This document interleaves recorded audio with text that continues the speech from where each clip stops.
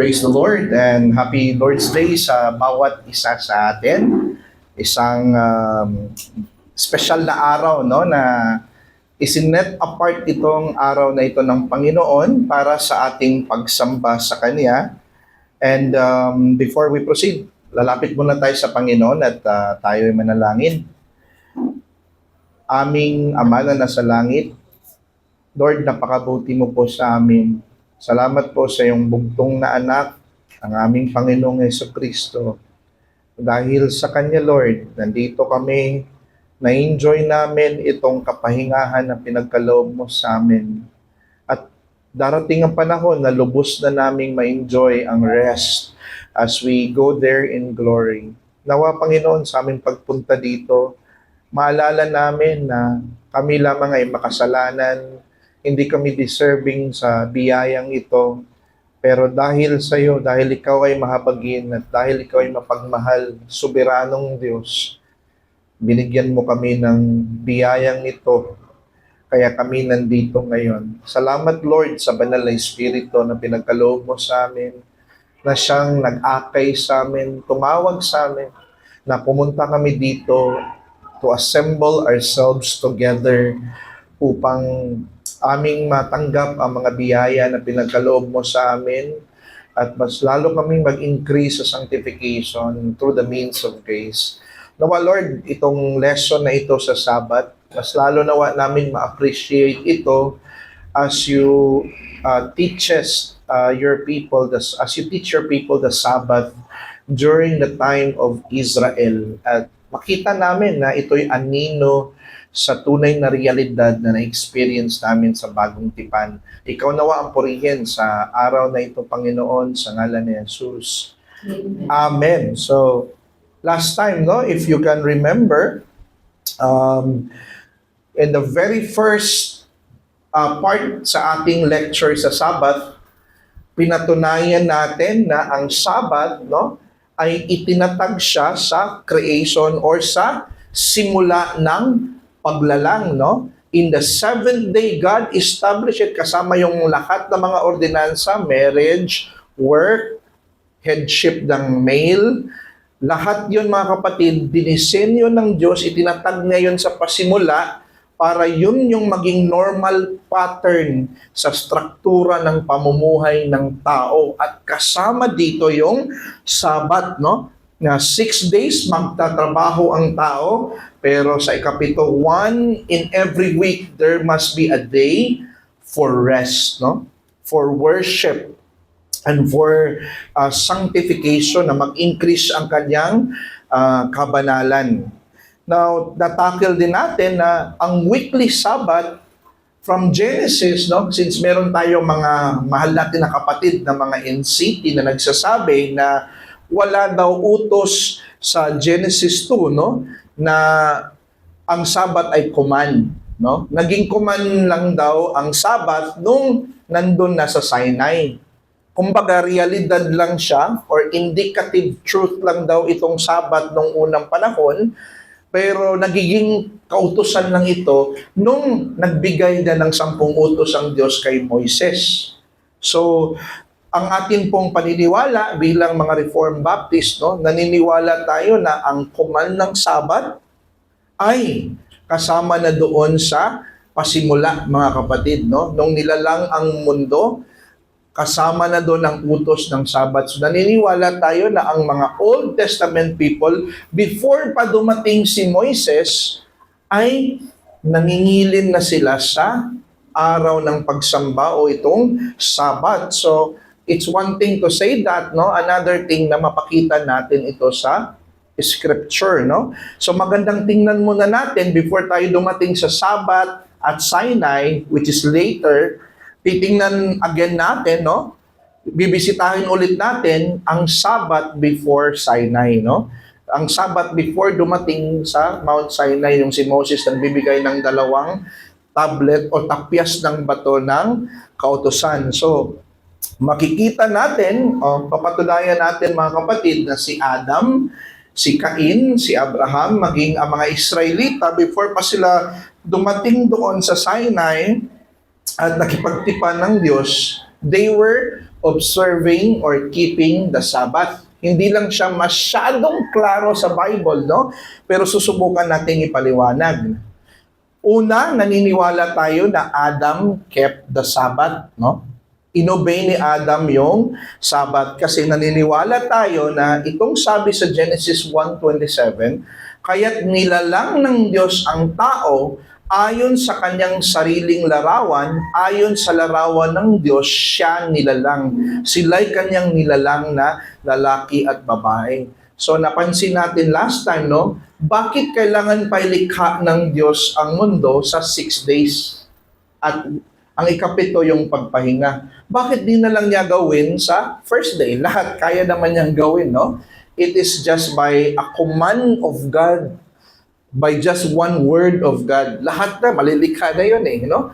Pero bakit niya ginawa itong pattern na 7 days? 6 days working, 7th yung rest. Ang reason nito mga kapatid, no? Sapagkat ito yung pattern na kokopyahin ng kanyang image bearer, no? So si Adam, yun yung pattern na gagayahin niya habang nabubuhay siya doon sa hardin ng Eden. Na magko-cultivate siya doon, hindi siya forever magko-cultivate ng mga tanim, no? hindi lang ganun yung gagawin niya. In every 7th day, si Adam magpahinga at magsiserve siya doon sa temple para sambahin ang Diyos, no? At sabi nito ni Francis Torreten, isa ito sa paboritong theologians ng mga reform ngayon, no? Lahat yata ng pastor na reform na kilala ko, meron talagang libro nitong si Torreten, no?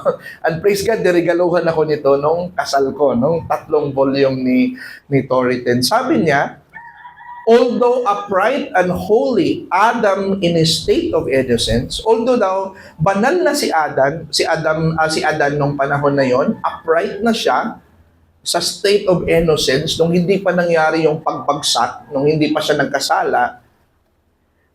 Ought every day to have worshiped God and completed His works, right? Every day si Adan nakikipag-usap sa Diyos.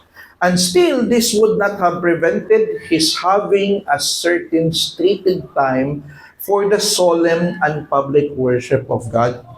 So kahit nandun na siya sa templo, meron talagang stated time na si Adam, magpahinga siya sa kanyang trabaho at siya'y mamahinga. Ang rason din doon mga kapatid, meron ding ultimate na kapahingahan na i-reach ni Adam, no? Kagaya ni Kristo, meron siyang eschatology, meron siyang gustong i-achieve, no? Sa kanyang work.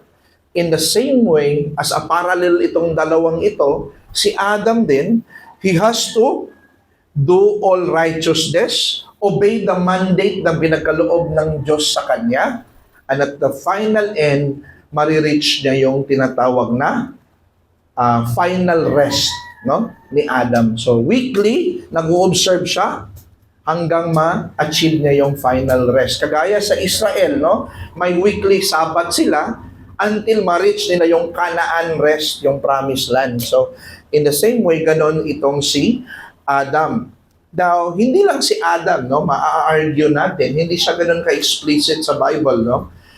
Pero na-discover ko din ngayon, no, habang nag-aaral ako dito sa, binalikan ko yung Genesis, at may support din ito sa ibang mga Reformed Baptist, na si Cain at si Abel pala, when they presented their offerings, di ba, nag-offer sila, naalala nyo doon sa Genesis, di ba? Nangyari pala yun sa panahon ng Sabat. So kung mapatunayan natin na nangyari yun sa panahon ng Sabat, it implies na pinapractice talaga yung Sabbath after the creation, no? Hindi silent ang Bible. So tingnan natin sa Biblia kung meron ba tayong patunay, no? So sabi dito, sa paglipas ng panahon, dahil Bisaya ang Bible, Tagalog yung Bible natin at sometimes English, meron tayong mga words na nakakaligtaan, no? Ang sabi dito, sa paglipas ng panahon, ay nagdala si Cain ng isang handog sa Panginoon mula sa bunga ng lupa. Nagdala rin si Abel na mga panganay ng kanyang kawana. Gusto kong mag-focus tayo dyan sa paglipas ng panahon, no? So, nung tinignan ko siya sa original Hebrew, mga kapatid, no? Ang itong time, sa English kasi, in the course of time, yung word na of time, no?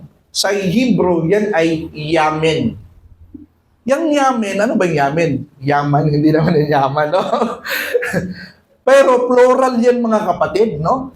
So, anong plural sa flower? Flowers, di ba? May S. Yung yamen din dyan, mga kapatid, plural yan, no? Ang singular niyan ay Yom. Pansin mo yung Day of Atonement, ang tawag doon, Yom Kippur, no? Yom pertain to the day, and it is singular. Pag ginawa mo siyang plural, ang tawag diyan, yamen. Okay? Yan yun sa Hebrew.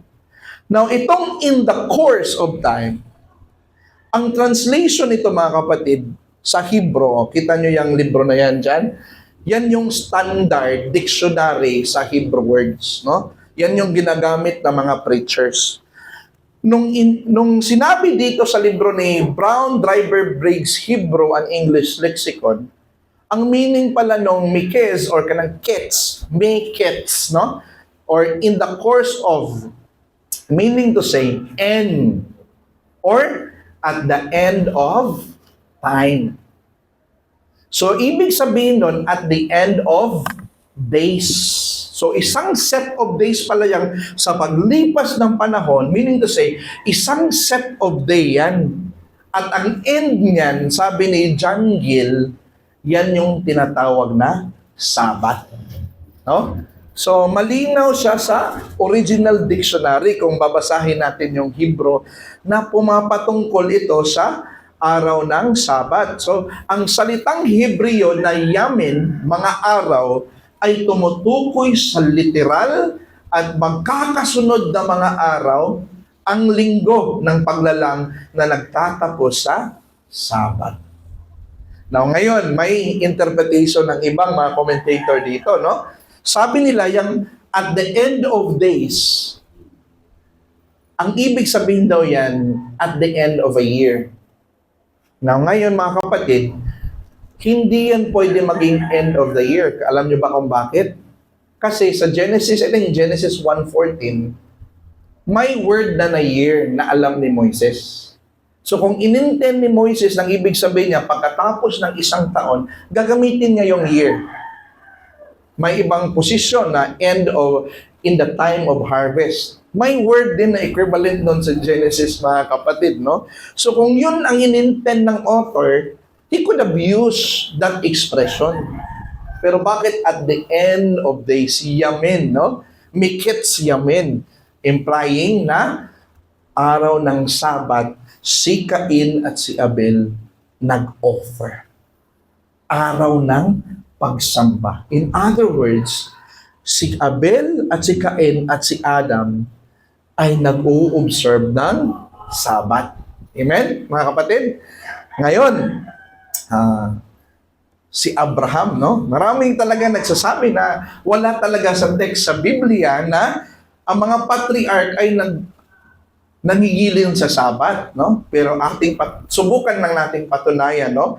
Si Abraham obeyed and kept the Sabbath. Paano natin mapapatunayan, no?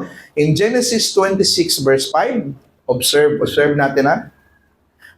Because Abraham obeyed my voice and kept my charge. Si Moses ang author nito, mga kapatid, okay? Ang writer ng Genesis, Exodus, Leviticus, yung Pentateuch, yung 5 libro, it's Moses. Sabi niya, he kept my charge, my commandments, my statutes, and my laws. Alam mo ba yung set na yan, mga kapatid, yung my charge, my commandments, statutes, and my laws? Yung writer niyan, mga kapatid, na always gumamit ng magkasunod-sunod na my charge, my commandments, my statutes, my laws. Ginamit din niya yan sa Deuteronomy 11:1 at maraming passage sa Bible. You shall therefore love the Lord your God and keep His charge, statutes, and rules, and commandments. Every time ginagamit niya yan ng writer, kasama ang Ten Commandments, kasama po ang Sabbath. Now, nung sinabi ng same writer na gumamit ng same word, na kinep ito ni Abraham, although hindi natin mababasa word for word na si Abraham ay nag-kept ng Sabbath, pero the mere fact na sinabi dito na he kept the charge, the statutes, the rules, and commandments, it implies that Abraham obeyed all of them. Okay? So we don't need a clear text na magsasabi na kinip ba ni Abraham. The mere fact na generalize na lahat ito na obey ni Abraham, it is also a hint, no, na kinip niya itong Sabbath. Now ngayon, habang nagta-travel yung mga Israelita papunta sa Promised Land, di ba? Before pa sila makarating doon sa Sinai, sa Mount Sinai, magwa-wonder tayo. Alam na nila yung Sabbath, no? Sabi dito sa 16 ng Exodus, ito ang inuutos ng Panginoon. Bukas ay taimtim na pagpapahinga, banal na Sabat sa Panginoon, lutuin ninyo ang inyong lulutuin. As if common na ito sa kanila, hindi sila nagtatanong, ano ba yung Sabat na? Parang first time pa namin yung nalalaman na hindi. It's as if that the practice is already common to the Israelites, no?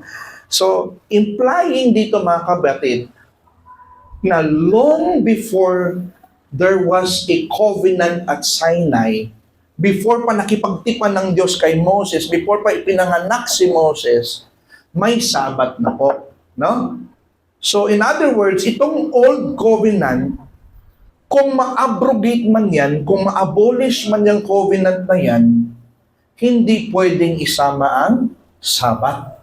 Kasi ang Sabat predates the Mosaic or Sinaitic covenant. Nandyan na ang Sabbath. Okay? So, the Sabbath, nandito na tayo ngayon, mga kapatid, no? The Sabbath at Sinai. Ito yung bundok, no? Kung saan ibinigay ng Diyos ang dalawang tapyas na baton that contains the Decalogue or tinatawag nating 10 utos, no? And I think familiar kayo dito sa story na ito mga kapatid, no? Alam natin na saan nanggaling itong mga Israelita. Galing sila sa Ehipto, right? They were being given high burden. Pinahirapan sila doon. Pinatrabaho sila doon. Wala silang rest day, no? Itong mga Israelites. Tapos, pinalaya sila ng Diyos galing sa kamay ng mga Ehipsyo. At nung nagta-travel sila, papunta na sila doon sa Mount Sinai. So important to note, no? Ang Diyos ngayon, di ba, una, ano ba ang relasyon ng mga Israelita sa Diyos? Ang relasyon ng Diyos sa Israelita ay creator, tagapaglikha, right? Pero nung niligtas na sila doon sa Egypt, nung tinubos na sila doon, meron ng additional relationship ang Diyos sa kanila. Ang Diyos ay naging tagapagligtas. So not only as a creator, but also a redeemer. Parang ganito lang yon. For example, no, teacher ko, professor ko si Pastor Rodel sa UP. Let's say, example lang ito. Ngayon, naging Christian ako. Nagpa-member ako sa TBC.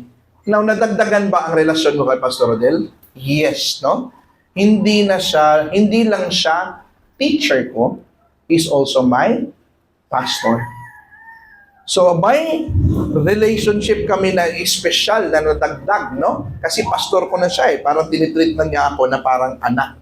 So, ganun din yung Israel, no? Ang kuman sa tao generally na Ipangilin natin ang Sabat at alalahanin natin na siya ang lumikha sa langit at lupa. Tayo'y kanyang creatures. Mga nilikha tayo ng Diyos. Pero ngayon, since meron ng additional na ugnayan ang Israel at ang Diyos, therefore, may additional na significance, no? Ang pag-observe na nila sa Sabat ngayon, no? So, God is initiating a special covenantal relationship with the nation of Israel. So, He now relates to them, hindi lang bilang tagapaglikha, but also as a redeemer from the bondage of Egypt. Kaya, dati, yan yung mababasa natin, di ba? Na isa sa, dalawa kasi ang inaalala ng Israel habang sila ay nag-o-observe ng Sabat, ang pagiging creator ng Diyos, no? He created the heaven, the sea, the earth, and all that is in them. So yun yung unang aalalahanin nila, that God is our creator. Pupunta sila sa templo, i-observe nilang Sabat, yung pag-observe nila sa Sabat, ina-acknowledge ng mga taga-Israelita na ang creator ng heaven and earth, hindi itong mga idols na sinasamba sa Mesopotamia. Rather, si Yahweh. No? Siya ang creator ng lahat ng bagay dito sa mundo. But now, in Deuteronomy 5:6, meron ng prologue dito, no? Yung Deuteronomy 5, yan yung 10 Commandments, no? Exodus 20, 10 Commandments din.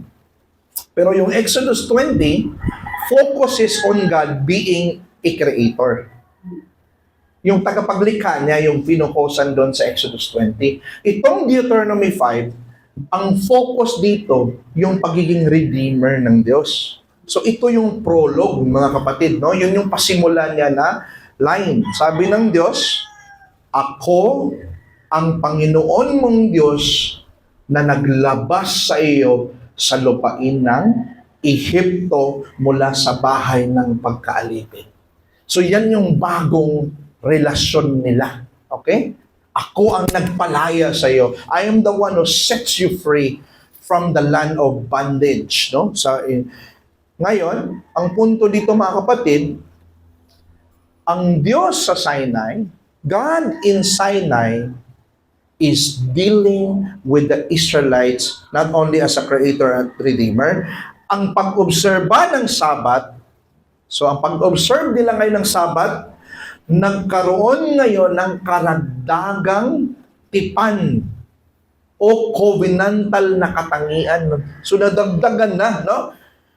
Para sa mga Israelita dahil sa dagdag na ugnayan na ibinigay ng Diyos sa kanila. So merong na-add doon sa pag-observe nila sa Sabat na wala before. Okay?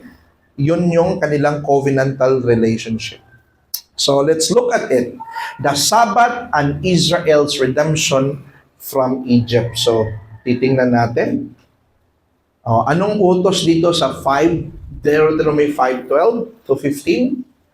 Ipangilin mo ang araw ng Sabat. So you have to keep. If you're God's people, you have to keep the Sabbath at ingatan mo itong banal.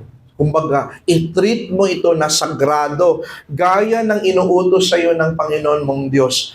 6 na araw na gagawa ka at iyong gagawin ang lahat ng iyong gawain. So bakit? Bakit ito gagawin ng mga Israelita? Ito yung sagot. Aalalahanin mo na ikaw ay naging alipin sa lupain ng Ehipto. At ikaw ay inilabas doon ng Panginoon mong Diyos sa pamamagitan ng isang makapangyarihang kamay at unat na bisig kaya't inuutos sa iyo ng Panginoon mong Diyos na ipangilin mo ang araw ng Sabat. So now there is an additional significance, right? That you observe, no? Kung bakit nila ikikip yung Sabat, no? Important to note here, habang pinapangilin ng mga Israelita ang Sabat, habang they were keeping the Sabat, kasabay nito ang kanilang pag-alala na sila ay alipin ng isang Panginoon na walang malasakit sa kanilang pangangailangan ng pahinga. So every time nandun sila sa Sabat, they remember that they were once a slave, that they were once deprived sa kapahingahan na kailangan. Under sila sa isang, they are to remember that all their lives are characterized by working heavily with no rest. So doon sila ma-move itong mga Israelites into pity. Maawa sila sa former nila na kalagayan, no? And they are to remember that God redeemed them from Egypt and gave them rest. At doon din, kasabay ng kanilang pag-alala na kawawa tayo before, wala tayong panahon na sumamba sa Panginoon, pinigilan tayo, all our lives na para tayong makina, na ang meaning ng buhay natin ay magtatrabaho lang para kay Pharaoh. Pero ngayon, no, this day of Sabbath, reminded us of what we were, who we were, and what we have become, no? Naging free sila. They were redeemed from Egypt and God gave them rest. Pansin nyo, nung si Lord na nagpadala na slave, di ba, na bilanggo yung mga Israelites or naging slave sila doon sa Egypt, ginamit ng Diyos si Moses, di ba, at si Aaron na palayain sila. And itong sabi, mga kapatid, afterward, Moses and Aaron went and said to Pharaoh, "Thus says the Lord, the God of Israel, let my people go, that they may hold a feast to me in the wilderness." Pero anong sabi ng Pharaoh dito? Hindi ko kinikilala yung Diyos na sinasamba ninyo. At anong sabi niya? But the king of Egypt said to them, "Moses and Aaron, why do you take the people away from their work? Get back to your burdens." And Pharaoh said, "Behold, the people of the land are now many, and you make them rest from their burdens." Ininterpret ni Pharaoh na ang pagpalaya sa kanila ng Diyos ay bibigyan sila ng kapahingahan ng Diyos. At ang response ni Pharaoh, hindi mangyayari, balik kayo sa trabaho, hindi kayo makakapagpahinga. Ang bawat Jews, mga kapatid, mga Hudyo, no? By ethnicity, every time they remember this, the story of Exodus, naiiyak yung mga Hudyo. Kasi tunay silang pinahirapan doon talaga sa Egypt. Wala silang kalayaan. So yan yung maalala nila pag-step nila sa Sabat. Kaya banal na banal yung Sabat kasi true to life experience nila yung pagkaalipin galing sa bondage sa Egypt eh. Kaya pag nandun talaga, reverence talaga yung ibinibigay nila sa Sabat. We've wanted this. We've longed for this. Parang ganun yung expression nila sa Sabat, mga kapatid, no? Ang point dito, ang Sabat ay nag-aakay sa bayan ng Diyos na mahabag sa sarili nilang pagkaalipin at from there, pahalagahan ang kapahingahan at kalayaan na ibinigay ng Diyos sa kanila. Bakit hindi masyadong na-appreciate ang Sabat, no? Siguro ang isa sa rason, hindi natin nakita how much we needed the Sabbath. No? Pero ang mga Israelites, they know, they observe the Sabbath because they remember these things. Ang kanilang paghihirap. So tayo, mga kapatid, kung sila bilanggo doon sa bondage sa Egypt, alipin sila doon all their lives ang mga Israelita. Adino ito ng realidad, mga kapatid, no? Nasa Old Testament tayo, which is type, no? At meron ding antitype. Ito, mga kapatid, ay sumasalamin sa kondisyon ng bawat tao sa mundo na naging alipin din sa kasalanan. Sabi sa Romans 6:16, "Do you not know that if you present yourselves to anyone as obedient slaves, you are slaves of the one whom you obey? Either of sin which leads to death or of obedience which leads to righteousness." Now, anong gustong ituro dito sa Exodus? na tayo din, tayong mga bagong tipan, New Covenant people, na tayo din, sa pag-attend din natin ng Sabbath, maalala din natin na we were deprived of the privilege to come to worship God. Kasi dati, nang bilanggo din tayo sa ating mga kasalanan. Na hindi tayo pumupunta sa araw ng pagsamba with a true heart na pasalamatan ng Diyos na sambahin siya, no? Before we just go to the church, kasi part ng tradition, part ng culture, hindi talaga para may intention na mamahinga tayo sa Diyos dahil binigyan niya tayo ng tunay na kapahingahan at binigyan niya tayo ng tunay na kalayaan na sambahin siya. Right? Yan yung gustong ipunto dito. Sabi ni Christ, he who commits sin is a slave of sin. So tayo, makasalanan tayo, di ba? We didn't have that freedom. We were no different than the Israelites doon sa bondage sa Egypt. So nawa, no? Ang practical dito, nga makita natin, tayong nasa ilalim ng bagong tipan, ay pinaaalalahanan ng Sabat na tayo ay dating lubos na alipin ng kasalanan at hindi kayang sumamba sa Diyos. No? Kung nandito tayo, pribilehiyo, grace yan ni Lord, no? Na nandito ka kasama ang mga banal na bayan ng Diyos na nag-enjoy sa kapahingahan. First installment, final installment doon sa glory. At ipinaalala rin sa atin, no? Sana pagdating natin sa Sabat, no? How in bondage I was. Maalala mo na napakalaking alipin ko na sa kasalanan before, sa mga masasamang gawain, pero ngayon may freedom na ako na sumamba ng Diyos, sa Diyos, no? So ipinaalala rin sa atin ng Sabat na tayo ay pinalaya sa pamamagitan ng kamatayan at muling pagkabuhay ni Kristo. Kung doon sa Egypt, no?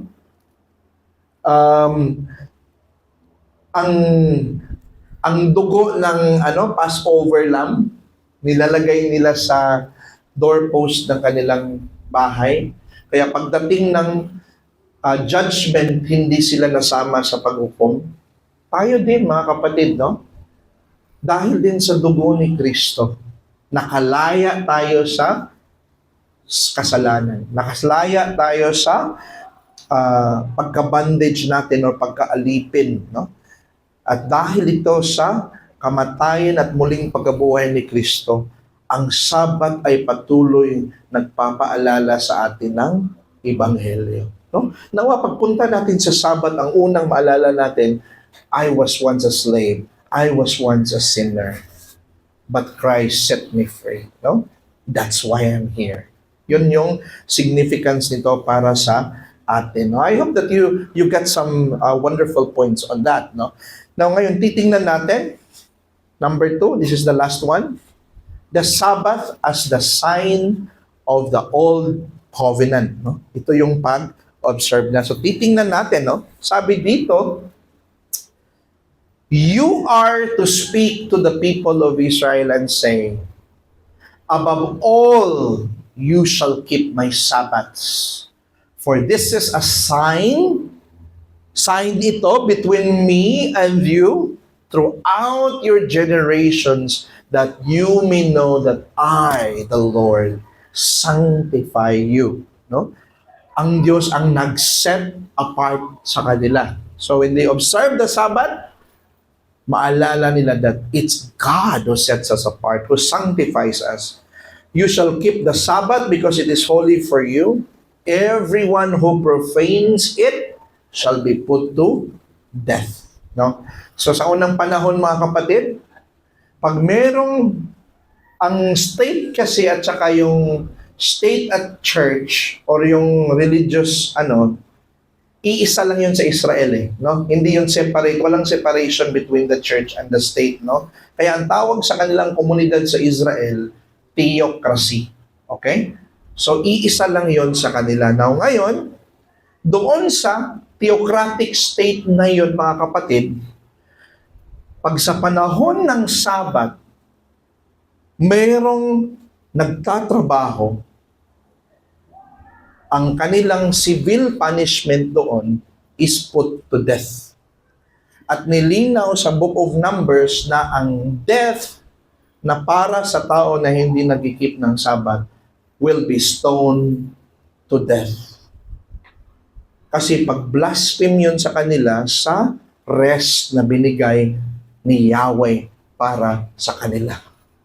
Parang ini-imply mo na you don't appreciate the rest, no? Parang gusto mong bumalik doon sa Ehipto, sa pagkaalipin, sa pagkabilanggo, sa kasalanan.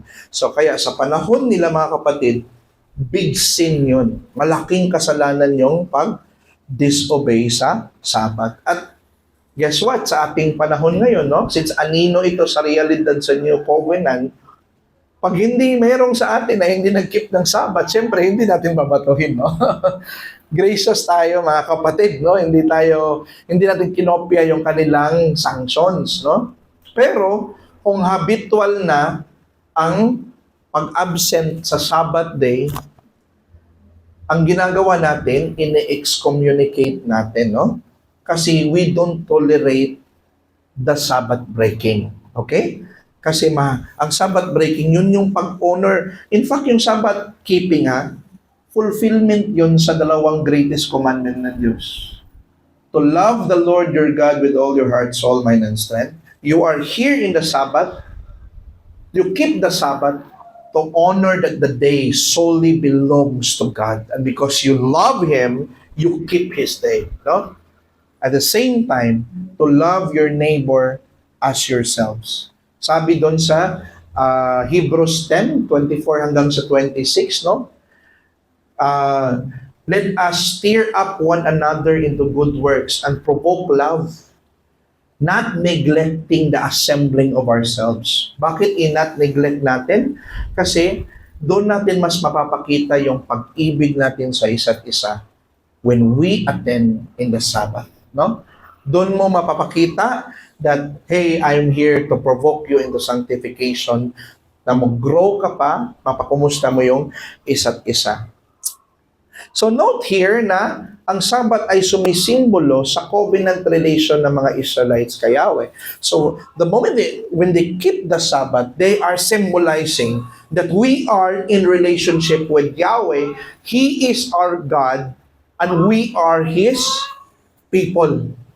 Kaya pag nag-break ka sa Sabbath sa time nila mga kapatid, parang tantamount yun that you're saying that I am breaking this covenant relationship with Yahweh. Ganon yung equivalent nun, no? So ito ay sumasagisag na ang Diyos ang siyang naghihiwalay sa mga Israelita at nagtatangi sa kanila upang maging pag-aari ng Diyos. So that's the meaning of Sabbath. Inihiwalay ka niya, siniset apart ka, that you belong to Him. Na ikaw ay pag-aari niya and you don't belong to another. So that's what make them set apart. This is one, no? Aside sa mga dietary laws, no? Ito yung Sabbath. Now, according to Robert P. Martin, isang Reformed Baptist, it is to be a reminder to you that I have sanctified you. By your sanctifying the Sabbath every 7 days, you are to be reminded that indeed I have looked with special favor upon you and set you apart to be my own. Now, ngayon mga kapatid, itong si Flavius Josephus, hindi ito Kristiyano. Early historian ito, contemporary sa panahon ng mga biblical writers. Pero ano ba yung observation? Hindi ito Kristiyano, Pero anong na-observe niya? There is no city anywhere of the Greeks, nor of the barbarians, to which the observance of the seventh day in which we rest has not reached. So even though sa mga non-Jewish people, meron talaga silang seventh day, pero ibang Diyos ang sinasamba nila. No? Ibang mga Diyos-Diyos ang sinasamba ng mga Griego. Pero napansin niyo ba na bakit may ganun silang similar practice? It implies na yung Sabbath command nasa puso nila, no? Isinulat yung 10 commandments, no, sa konsensya ng tao na kahit hindi siya mananampalataya, magse-set apart talaga siya ng day na sasamba sila kay Diana, kay Roma. So, ganun yung record na sinabi ni Flavius Josephus sa kanyang librong Against Apion, no? So, that's in chapter 2. At church fathers, no? Isa sa mga pinaka-early na church fathers, sabi ni Clement of Alexandria, not only the Hebrews, hindi lang daw yung mga Hebrew, but also the Greeks, mga Hintil, no? Hold each seventh day to be sacred. So implying talaga the universality of the command of the Sabbath, mga kapatid. So point, sanctifying the Sabbath is the believer's acknowledgement that the day belongs to God. Kaya tinatawag siya Lord's Day. Right? Kaya sinasabi natin, Lord's Supper. Hindi siya common na supper. Hindi siya common na bread, no? So we also have a day that is not common among other days. Na separate itong araw na ito. And that He belongs to Him alone and to no one else. Practical, to end this, isa sa mga visible ito mga kapatid, manifestations of our sanctification. Paano na nalalaman natin na tayo ay sinasanctify? Is our act of sanctifying the Sabbath. Fully dedicating the day for His worship. You cannot say that sinasanctify ako ni Lord sa mga sermon ni Paul Washer sa video tapos hindi ka umaattend ng Sabbath, ng day niya, no? So medyo inconsistent 'yon mga kapatid, no? Maganda na na-sanctify ka sa sermon nila, at the same time napakita mo, no, sa pag-keep ng Sabbath. And the Sabbath reminds us that we are in covenant relationship to God. Katipan mo yung Diyos and one another. So bakit ka pupunta dito? For one another. No? Not just for God. I am here also for you. Yan yung point ng Hebrews 10:24 to 26, no? Na to grow, let us continue to provoke one another unto love and good works. Paano daw? By not neglecting the assembling of ourselves together. So paano mo mapakita yung mahal mo ang isa't isa? Mga kapatid, kahit hindi ka masyadong, brother, kumusta? Hindi ka gano'n na klase na Kristiyano, nag-attend ka lang sa araw ng pagsamba. Isa-isa na yon sa patunay mo na mahal mo ang isa't isa. No? I hope that you get something from that simple, very simple lesson sa Sabbath. And next, it will be the Sabbath in the writings of the prophet. So titingnan natin yung mga Sabbath na pinopropesiya nila Jeremiah, Isaiah, Ezekiel. So lahat yon mga kapatid ay i-observe natin, no? Hanggang dumating tayo sa New Covenant. Bakit ba na-transfer na ang day from 7 to first day of the week, no? I hope that you will be excited for that, no?